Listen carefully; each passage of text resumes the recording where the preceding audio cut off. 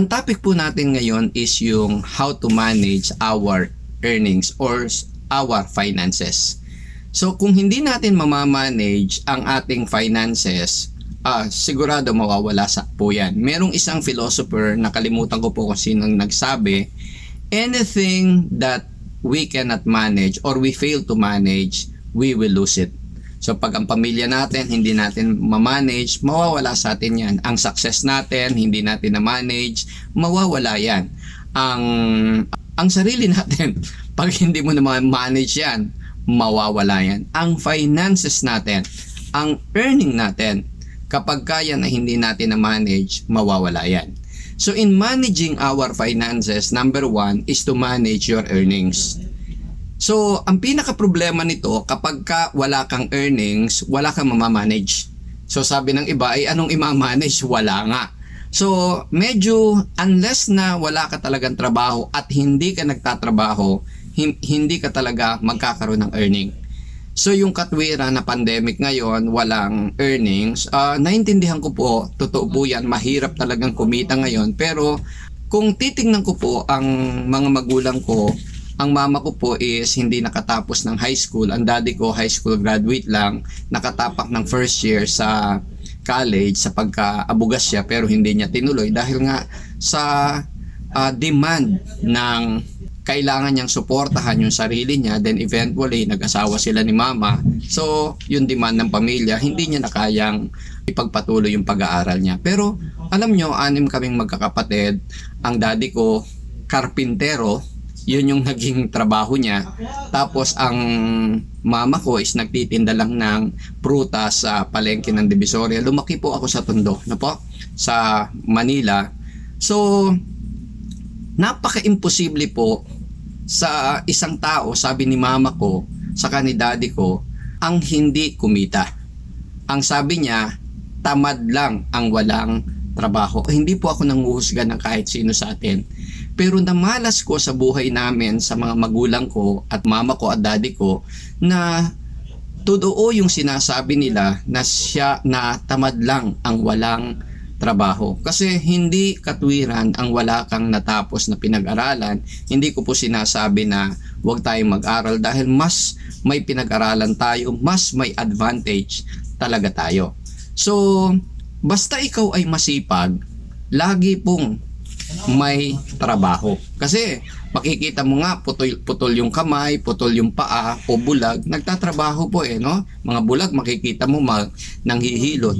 So pag nakakita ka ng mga bulag na nanghihilot, nagtatrabaho, ito ay sampal o ito ay paalala sa ating lahat na pwede talagang magtrabaho. Kung ang bulag nagkakatrabaho, ano pa kaya yung hindi bulag? No po? Mas may potential yung kumpleto ang ating mga senses. Okay? So, nakita ko po ang aking mga magulang napakasipag. So, kahit sila ay hindi nakatapos ng pag-aaral, pinag-aral nila kaming lahat. Kaming lahat po ay nakapagtapos ng kolehiyo. No po? Liban lang of course dun sa isang kapatid ko na pinili niya na hindi na siya magtapos ng pag-aaral sa kolehiyo. Pinili niya na diretso na magnegosyo na lang siya, no? Yung isang naging kapartner ko sa review center nung nagtayo kami ng ECE Review, ang pangalan po nun ay Acer Review Center. Yun ang ninong, kaisa-isang ninong ni Dodong, anak kong lalaki, bunso namin, no? So, si June Balyado, siya ngayon ang Vice President of Academic Affairs sa Malayan College, Mapua Institute of Technology po yan sa Davao City. So, si June Balyado po, Engineer June Balyado, ang ninong ni kaisa-isang ninong Dodong, siyam po silang magkakapatid. Alam nyo, ang tatay niya driver ng pampasaherong jeep. Sipin nyo ha, driver ng pampasaherong jeep. Ang nanay niya, support group ng tatay niya. Siguro may mga time siya yung kasama sa biyahe tapos siya yung pinaka-konduktor, no? So, isipin mo, silang siyam lahat professional. Tapos si John Balyado nakagraduate pa kung saan din ako graduate sa Mapua Institute of Technology. Grabe, no? Ang ibig pong sabihin, hindi po katwiran ang walang natapos, hindi po katwiran ang mahirap ang buhay. Sa mahirap na buhay, ang masipag, patuloy po itong nagtatrabaho, hindi ito nagpapahinga. So, ang unang-una po na kailangan natin ay maging masipag po tayo. Sa taong masipag, wala pong imposible. Kasi, ang sa taong tamad, lahat pinag-iisipan o nag-iisip. Tapos ang ending ng pag-iisip niya is imposible, di ba? So ang katwiran niyan is mahirap yung padalos-dalos, di ba? Ang gandang pakinggan, parang tama pero mali. So sa pag-iisip niya, sa pagpaplano niya, ang ending wala siyang ginawa. Pero ang masipag, dahil may pangangailangan, saka na mag-iisip, tira na pasok. Along the way, sa kanya iisipin how to work it out. Ang mahalaga, kumilos siya, ma-feel yung pangangailangan ng kanyang pamilya. So, ang unang-una po sa pag-manage ng earning is to have an earning. Di ba nung sabi sa Book of Proverbs, go to the ants, you sluggard. So, tignan natin yung mga langgam, di ba? Wala silang, di ba? Instinct lang sila meron. Ang liit-liit lang nila. Pero hindi sila, walang langgam sigurong namamatay sa gutom. Walang langgam na namamalimos. So kaya nga sabi ni Lord is go to the ants. Sa ants matuto ka. 'Di ba parang nakakainsulto tayo tao may isip malaki, yung langgam hindi nagugutom, 'di ba? Kasi makikita natin kahit summer, lalo na kung summer. Pag summer makikita mo daming langgam, 'di ba? Dala-dala nila bawat isa may dala, pasapasa sila ng mga pagkain kung saan nila iniimbak yan. So, have an earning. So, sa isa pong mag-asawa, isa lang pong tip sa mga mag-asawa, dahil dito sa atin sa Pilipinas, parang minsan, dala-dala pa natin yung old culture, pero hindi biblical. Yung pag nag-asawa, ang babae sa bahay lang, tagapag-alaga ng anak. Tama po yun na talagang dapat ang mga babae alagaan ang anak nila, i-breastfeed, pero hindi excuse yan na hindi magtrabaho. Pagmasdan nyo ang sinasabi ng Bible, no? Kasi dito po sa city living, lalo na dito sa syudad, wala pong libre. Lahat po binabayaran dito, tubig, bahay, walang libreng bahay, walang libreng tubig, lahat may bayad. So, at hindi basta bayad, mahal ang standard of living. Okay? Pero maganda rin ang sahod, no? Kesa sa probinsya. So, ang tatandaan po natin, ang babae, ang wife, according to the Bible, dapat nagtatrabaho din. Dapat may income din. Tignan nyo sa Proverbs 31, verse 13 to 16. Basahin natin. Ang sabi sa Proverbs 31, ang title nito, kung yung Bible nyo merong heading, ito yung The Virtuous Woman. Or in my translation sa NIV, The Wife of Noble Character. Sa Proverbs 31 verse 13, ang sabi, she's referring to the wife. She selects wool and flax and works with eager hands. Hindi to tinutulak, talagang eager siya, talagang atat ba na magtrabaho. Excited na magtrabaho. Yun yung kamay niya, parang hindi mapakali kung walang tinatrabaho. She is like the merchant ships, bringing her food from afar. Diba? Grabe yung comparison, no? She is like the merchant ships, bringing her food from afar. Verse 15, she gets up while it is still night. Gabi pa, no? Madilim pa ang ibig sabihin nito. Madilim pa, gising na siya. Ikaw ba na asawa, gising ka ba ng maaga? Diba? Yung iba, umaga na, gising pa, pero walang ginagawa. Diba? So, she gets up while it is still night. She provides food for her family. Diba? And portions for her female servants. Nagtatrabaho siya para i-prepare yung pagkain ng pamilya niya, kasama pa yung katulong, di ba? Verse 16, pagmasdan niyo to, ha? Yung mga lalaki na ayaw pagtrabahuhin yung asawa nila, pakinggan yung mabuti to. Verse 16, She considers a field and buys it. Saan galing yung pinambili niya?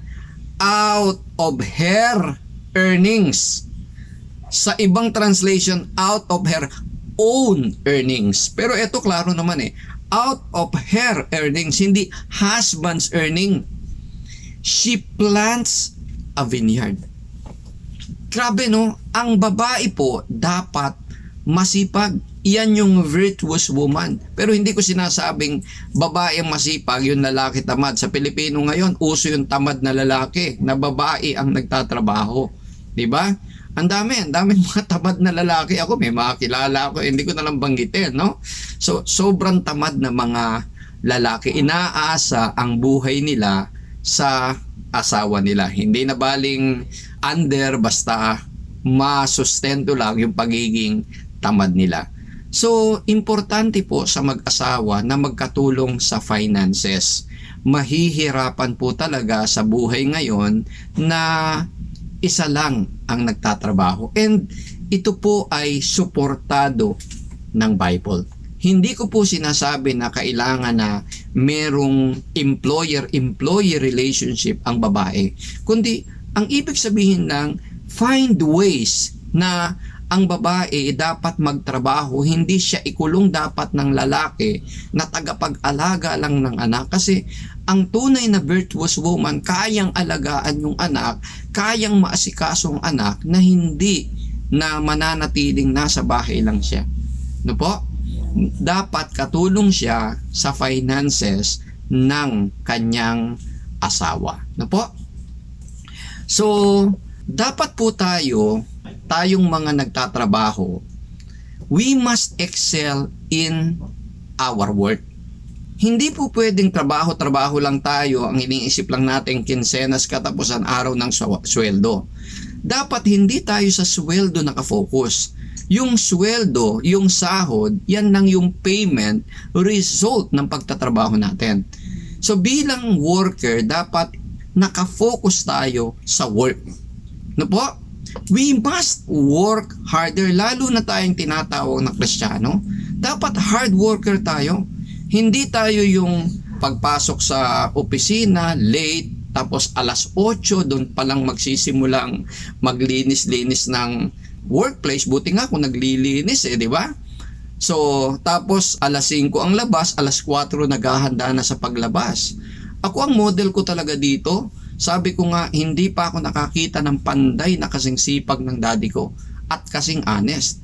Kasi ang daddy ko, papasok ng trabaho yan 7:30. 7:30, nakabihis pang trabaho na siya.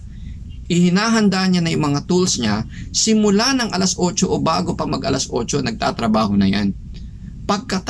Hindi daddy ko nagtrabaho ang nagkwento nito ha. Ang nagkwento nito, yung best friend niyang incheck, yan yung parang naging ahente niya na walang komisyon sa mga pinagtatrabahuhan niya, si Ninong Victor, no? So, pagdating ng alas 5, si daddy nagtatrabaho pa. So, paglagpas ng alas 5, kung mayroong trabaho pang hindi natapos, tatapusin niya yan. Kung kayang tapusin yan ng within hanggang 30 minutes, tatapusin ni daddy yan. Ayaw niya ng trabahong mabibitin. Lalo na kung pintura, di ba? Alanganin So, pero hindi siya manghihingi ng overtime. So, tapos, pag alas 5 na, o natapos niya na yung trabaho, doon pa lang siya magsisimulang maglinis nung lugar niya. Hindi siya aalis sa lugar ng marumi. At hindi yung kinukonsider niyang trabaho dahil ang trabaho niya panday. Yung paglilinis, that is free. He is working extra dahil minamahal niya yung employer niya. No po? Grabe ang daddy ko, siya talaga yung modelong empleyado. Kaya no wonder wala siyang employer na permanente, pero sa buong buhay ko, nung nag-aaral kami, there was not a day na walang trabaho si daddy except yung masama ang pakiramdam niya, pinipili niyang hindi magtrabaho para magpahinga. Pero yung sabihin, nagwo-worry siya, bukas wala siyang trabaho, walang ganun si daddy ko. Walang employer ha, pero hindi siya nawawalan ng tawag dahil nakita ng mga employer na siya ay sulit, na sila ay sulit na sulit sa daddy ko. Grabe! Ang mama ko hindi nagpapahinga. So tayo dapat na, lalo na tayong mga Kristiyano, dapat we must work harder. Harder than anyone else in the company.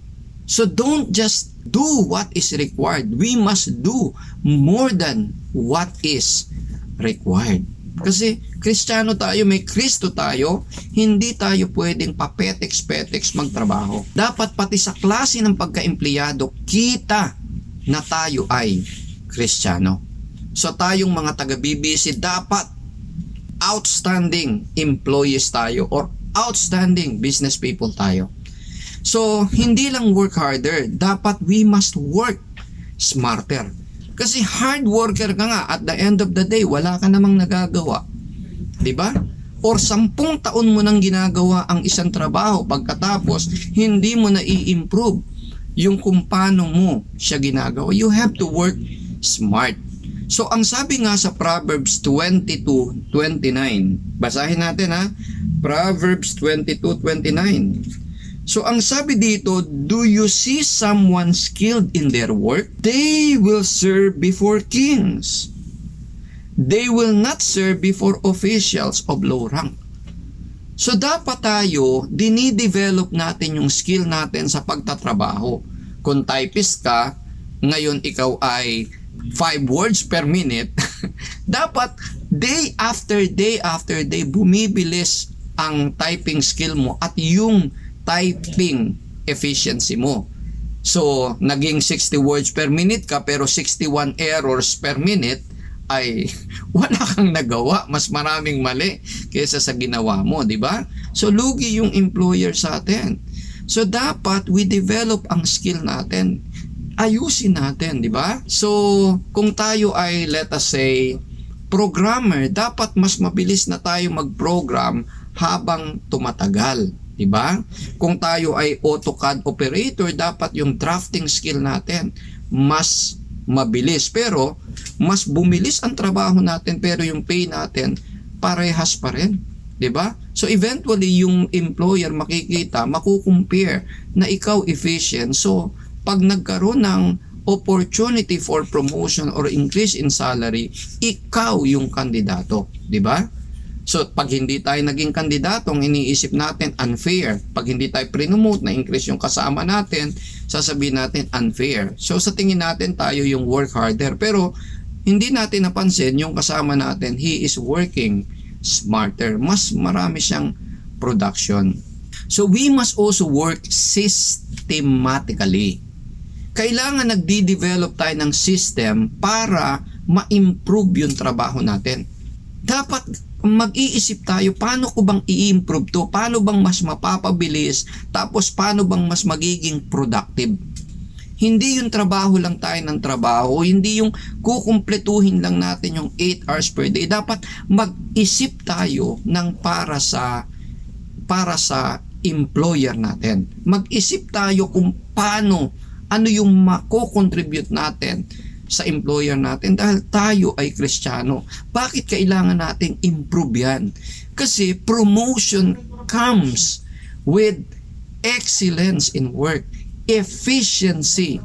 So yung mga employer will really reward yung mga smart employees, yung mga systematic employees, yung mga hard worker. Diba? Sila yung i-promote talaga. E di pag promote tayo, syempre it comes with an increase in salary and meron na tayong i-manage na maayos. Dapat bawat isa sa atin, desire natin is mag-live tayo ng legacy. Ano ba yung legacy? Yung legacy, yung isang bagay na maaalala tayo kahit wala na tayo. Diba? So, halimbawa, sila Isaac Newton, sila Albert Einstein, di ba? Einstein. So, sila Blaise Pascal. Mga centuries nang wala yan, mga patay na yan. Pero hanggang ngayon, buhay yung pangalan nila. Huwag na tayong ganun kasi mga genius yun di ba? Bihira naman ang mga genius. So, pero bilang empleyado or bilang halimbawa sa company, yung bang pag dumating yung panahon na retired ka na, Wala ka na sa company, syempre retired ka na nga, di ba? So, ano ba ang maaalala sa company? Ano ba yung alaalang iniwan mo sa company? Meron ka bang iniwan na sistema? Ay, etong sistema na to, ang nagpasimula nito si ganito eh. So, kaya ganito ang company natin dahil sa ganito. Di ba? So, may mga pagkakataon na hindi maiwasan na nalilipat tayo ng lugar, maaalis tayo sa company.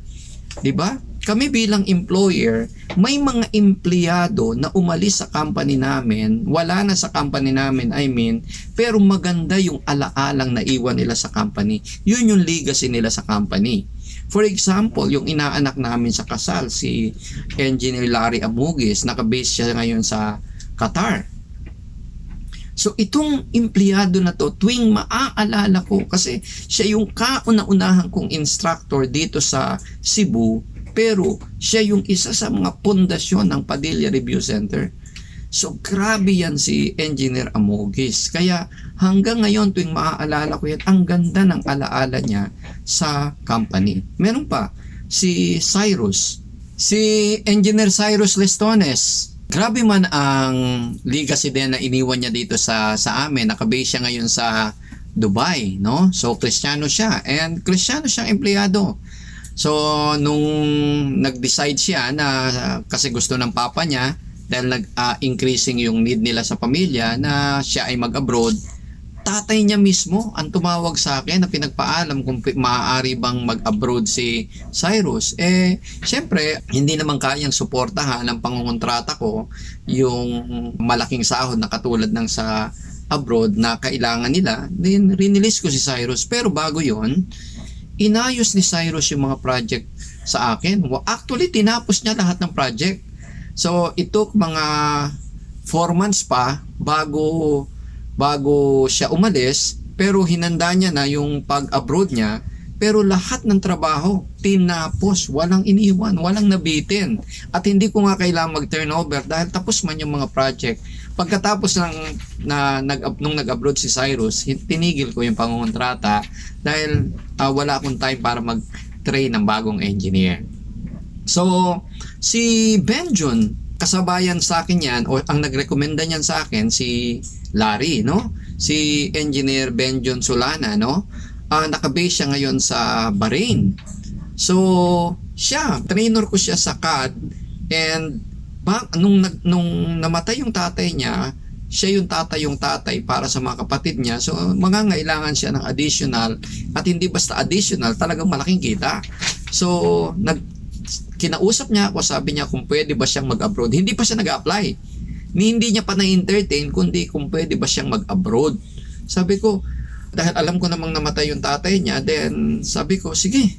So, ganito gawin natin. Ang ginawa namin is, nag-train siya ng kasunod niya.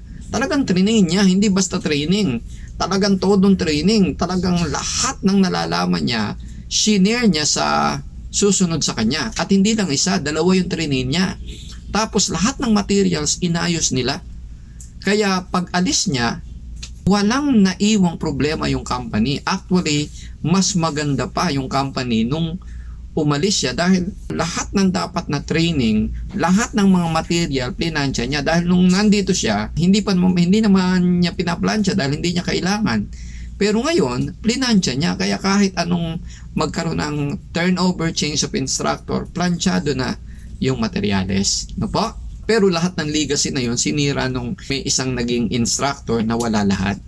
So, yun, hindi namin makakalimutan. Ito yung magandang empleyado.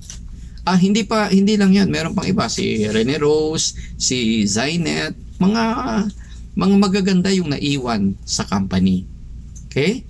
So, dalawa kasi ang klase ng legacy. Positive and negative. Ano ang legacy na iiwan mo sa company? Yung maaalala ka ng company.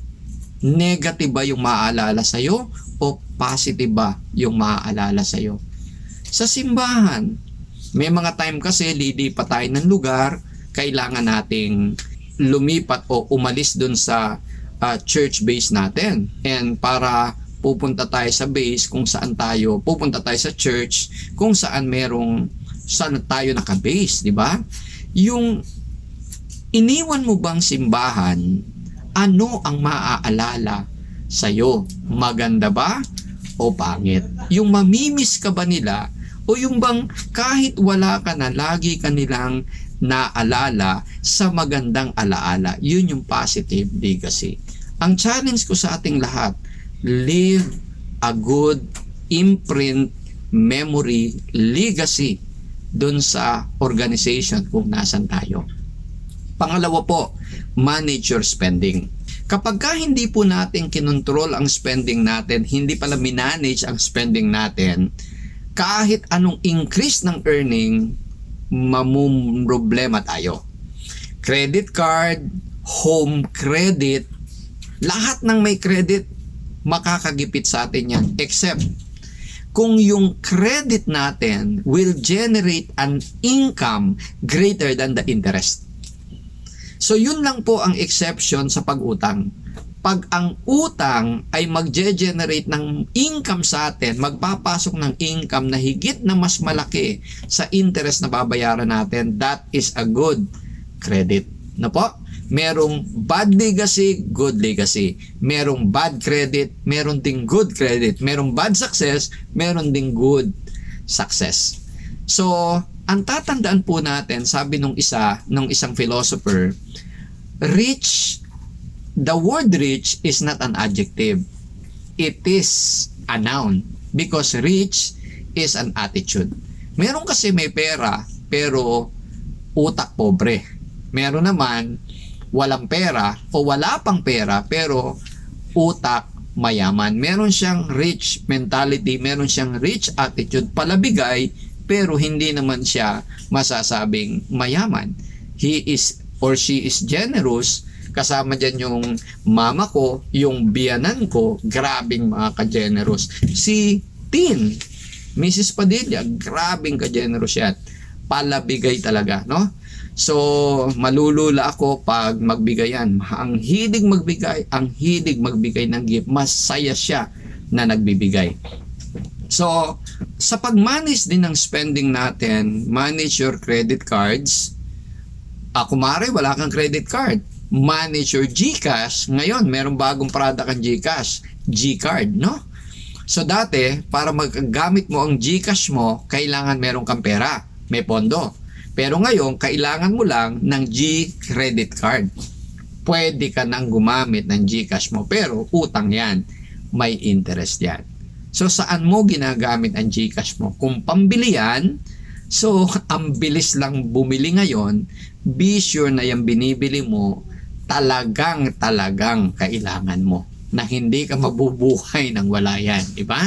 So, manage your spending. Manage your hobbies. Yung hobbies natin, hindi dapat yan pinagkakagastusan. Halimbawa, mahilig kang magplantito, puro ornamental, pampaganda. Aanin mo yung maganda kung naghihirap ka naman, problema ka. So, nag-alaga ka na rin lang ng ornamental plants, be sure, ibinebenta mo para may pang sustento ka doon sa hobby mo. Nag-aalaga ka ng aso. O di, gastos mo na mag-alaga ng aso. Pampag-groom, pampakain, pamvitamins, pampa-check up. Pinapa-check up ba yan? Diba? So, be sure na eventually, why not enter into breeding? Yung bang, at least yung pagbebentahan ng naging anak ng aso mo, yun na yung pangsustento mo dun sa luho ng pag-aalaga mo ng aso. Diba? So, ako, mahilig akong mag-alaga ng halaman ngayon, natutuwa ako. Pero ang mga halaman ko ito, kangkong, alugbate, mahilig kasi kung kumain ng mga yan, di ba? Alugbate, spring onion, sibuyas dahon, yan ang mga halaman ko.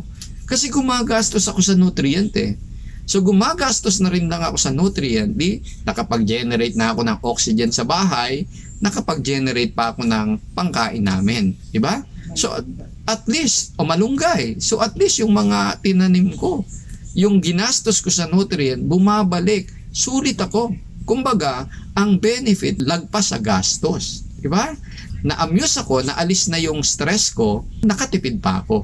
Plus, sure pa ako na yung halaman na kinakain namin, walang mga insecticides, walang pesticides. Talagang safe na kainin namin, di ba? So pag bumili ko kami ng kangkong o ng talbos, yung natitirang ugat itinatanim namin. Ini-extend ko yung buhay. No po? So manage your spending. Manage the people around you. Piliin mo. Pagka ang mga tao sa paligid mo gastador, magiging gastador ka. 'Di ba? Pag pala boyfriend sila, magiging pala boyfriend ka. Pag mga bigo sila, pati ikaw nagiging bigo, 'di ba? So, yung judgment mo nagiging parehas ng mga tao sa paligid mo. So, watch out the people you are surrounding yourself with. Okay? So, pangatlo, manage your savings. Marami kasi mali ang equation sa pera. Income minus expenses equal savings. Madalas walang matitirang savings. Bakit? Kasi yung expenses mas malaki kesa sa income. Or kung ano lang yung matira, yun yung savings. Hindi po, dapat mauna ang savings. Dapat income minus savings equals expenses. Kahit gastusin mo na yung lahat ng natitira, basta nauna na yung savings mo, hindi ka magigipit. Now, ito ang tamang pag-save. 1. Pagkatanggap mo ng payslip mo or nung paycheck mo, unahin mo yung dapat mauna. Pay God first. Pay your tithes. 10% ng income mo dapat sa simbahan. Pag hindi mo ginawa yan, mahihirapan ka talaga. It is a spirit. Kami yan ang sikreto naming mag-asawa. Kaya kung sa paninira ng sobrang bumagsak ang negosyo namin, ang dami ng pinagdaanan. Pero God made it survive. Why? Because we manage our savings. Yung 10%, sa work talaga yan ni God. We pay God first. Diba? Anong sabi sa Malakay 3:10? Ang sabi sa Malakay 3:10, ito. Bring the whole, hindi the half. Diba? Hindi the part. Bring the whole. Tithe. Whole 10%. Hindi 10% ng 10%. Whole tithe. Ikaw, whole ba? Whole? Whole tithe into the storehouse, that there may be food in my house. Test me on this. Grabe china-challenge tayo ni Lord. Sabi sa Bible, sabi ni Lord, nung tinuruan tayo mag-pray, do not bring us to the test. Saka sabi din sa Old Testament, do not test the Lord your God. Diba? Huwag mong tuksuhin, huwag mong subukan si Lord. So, alam mo nang nakakahawa ang COVID, alam mo nang nakakamatay, labas ka pa ng labas dahil gusto mong i-practice ang iyong faith na hindi ka tatablan yan. Sino ka? Ano ka, robot? Diba? Tao ka diba? So, hindi ka ililigtas tayo ni Lord, pero wag tayong hambog ba? So hindi pwedeng come COVID get me, hindi pwedeng ganyan, di ba? So may opportunity na magpa-vaccine, hindi ka nagpa-vaccine, di ba? So pa-vaccine, di ba? Okay? So hindi pwedeng ganon. So pero sabi ni Lord, di ba? Wag mo siyang subukan liban sa tithes. Subukan mo siya. Sabi niya, test me on this, says the Lord Almighty, and see if I will not throw open the floodgates of heaven and pour out so much blessing that there will not be room enough to store it. Yung bang sasabihin mo kay Lord, tama na Lord, tama na. Nalulunod na ako sa blessing. Parang ganun ba? Di ba? So, nice, no? So, siguro kulang pa yung pagta-tithes namin. Hindi pa namin na-experience yung sinabi namin kay Lord na, Lord, tama na, no? Okay? Nagtatides kami pero siguro kulang pa, no? Okay? Whole ang tithes namin, ha? Ang ibig ko sabihin, kulang pa siguro yung pagbibigay namin. Okay? Yan yung challenge ko sa inyong lahat. Are we faithful in our tithing? Second rule of savings in managing your savings. So first is pay God first. Pay the 10%. 10% of your income sa God. Sa work ni God. Sa simbahan yan. Second, pay yourself second. Ito yung tinatawag naming mag-asawa na second tithes.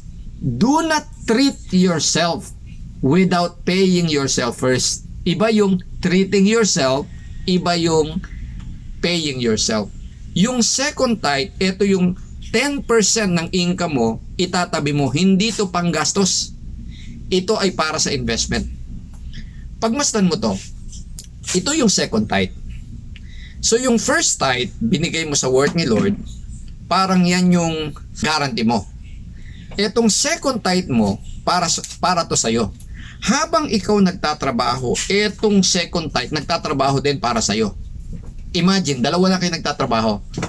Pero ikaw, tumatanda ka, humihina, pero itong second type mo, lumalaki to, hindi to humihina.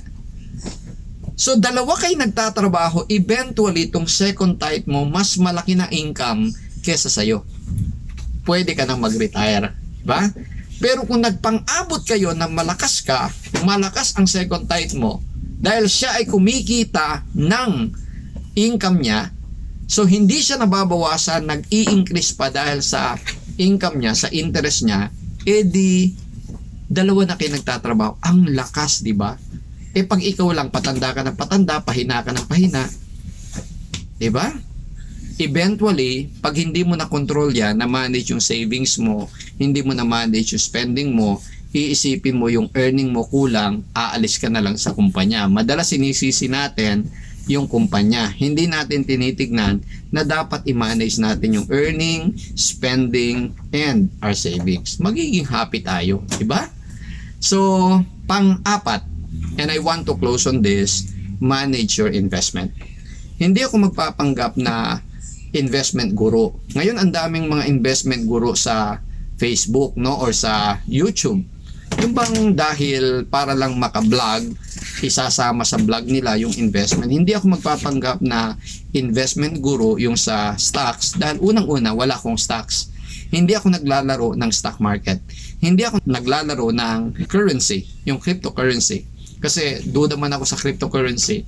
Hindi ako sold out na safe na investment yan. Sugal siguro, no? Pero investment hindi, no? Pero meron akong mga alam na investment that we are into. Ito, imposible kang ma-scam, imposible kang malugi. So bago ka pumasok sa kung ano-anong investment na pinapasok natin o inaalok sa atin via internet or everything, siguraduhin mong meron ka nitong apat na investments na to. Una, investment in the work of God. Dapat nag-i-invest ka sa work ni Lord. Kasi kung hindi tayo mag-i-invest sa work ni Lord, sa simbahan, saan papunta itong society natin? Itong Pilipinas kaya mahirap hindi dahil sa korupsyon. Kaya may korupsyon dahil merong problema sa simbahan. Mahina ang simbahan. Okay? Humihina ang simbahan kasi walang pondo. Isa sa mga nagpapahina is hindi makakilos. Lalo ngayon sa society ngayon, kailangan talaga ng pondo.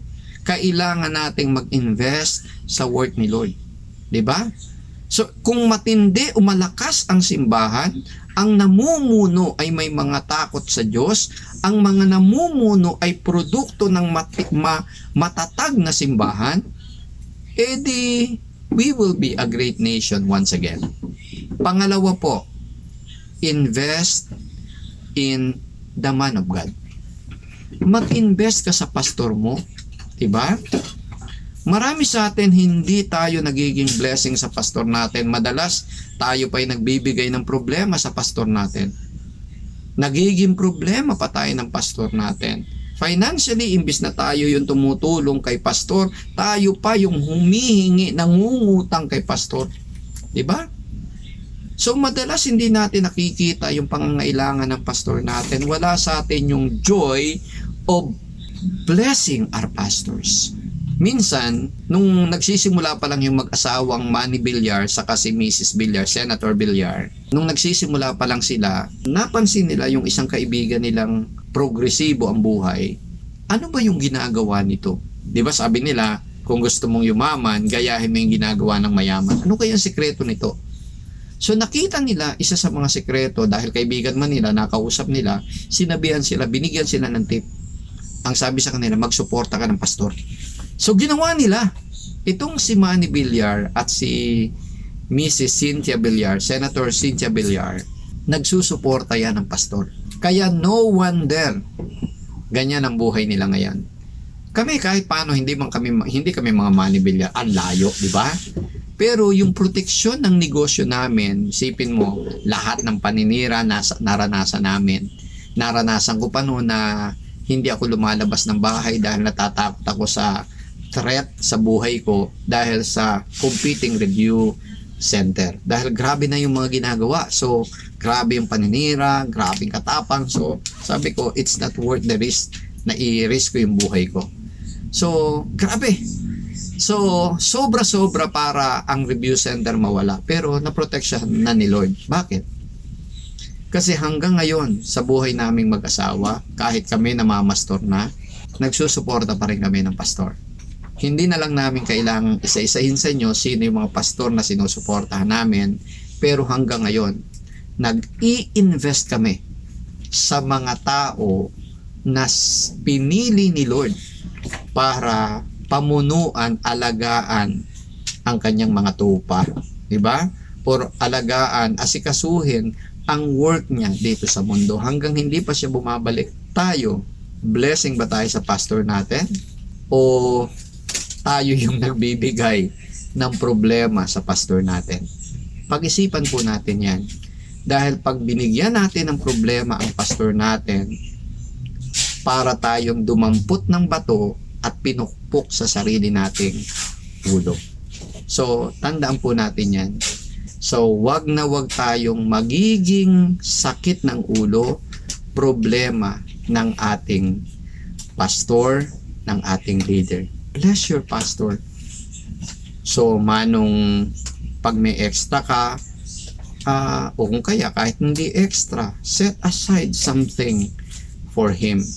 Aside, this is apart from the support and commitment, investment sa work ni Lord. Diba?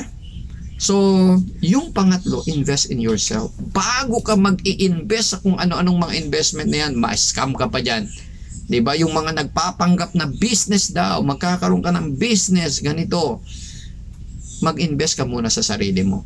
Kasi pag hindi ka nag-invest sa sarili mo, enroll ka master's degree, tapusin mo yung college mo, YouTube University, hindi Netflix lahat ang pinapanood mo, di ba? Yung Netflix paminsan-minsan lang yan. Don't waste your time in there. Invest in something na may madadagdag sa iyo, mai-improve. Kung papasok ka sa investment, huwag kang magwe-webinar doon sa inaalok sa business, halimbawa networking. Nagwe-webinar ka pero puro dun sa networking na yan. Di mind conditioning ang nangyayari sa'yo. Invest in real knowledge about investing. Doon mo makikita kung yung networking na yan o yung business na yan legitimate or scam. Diba? Invest in yourself. Dahil investing in yourself, wala kang pagsisisihan. Last investment na marirekomenda ko sa inyo na guaranteed. Pero itong investment na daw may kasamang pain, invest in people. Pag ikaw nag-invest sa tao, dahil mamahalin mo sila, buhay ang ibibigay mo sa kanila, may kasamang pain. Kasi wala namang nagmamahal na walang emosyon. Pag nagmahal ka, may emosyon, and dahil may emosyon yan, meron niyang pain. Lalo na kung yung minahal mo, hindi marunong mahalin. Ang ibig kong sabihin ng hindi marunong mahalin, minahal mo pero hindi marunong magsukli ng pagmamahal. O yung ginagawa mo hindi nakikita. Pero ganun pa man, pag nag-invest ka ng pagmamahal sa tao, hindi ka pa rin magsisisi. Sabi nga ni Lord, do not be weary, Galatians 6:7-9, do not be weary in doing good, for in due season or due time, you will reap the reward. So wala tayong pagsisisihan dahil pag tayo nag-invest sa tao, pag tayo nag-invest sa pastor natin, tayo nag-invest sa gawain ni Lord, nag-i-invest talaga tayo kay Lord. Si Lord yung bangko na sure, 1,000, millions, infinite ang interest natin. Anong sabi sa 1 Corinthians? No mind, no eyes, no ear had conceived what God is preparing for those who love Him.